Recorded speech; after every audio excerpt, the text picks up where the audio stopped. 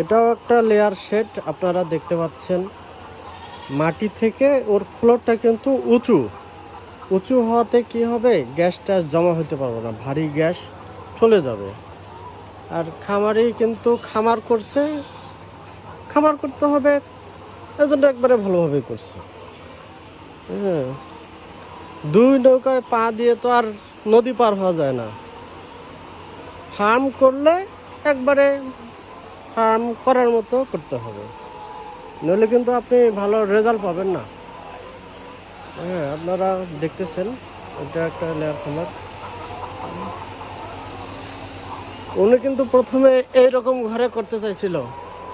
হ্যাঁ, পরে আমি অনেক বাধা দিয়ে তাকে পরে রাজি করাইতে পারছি।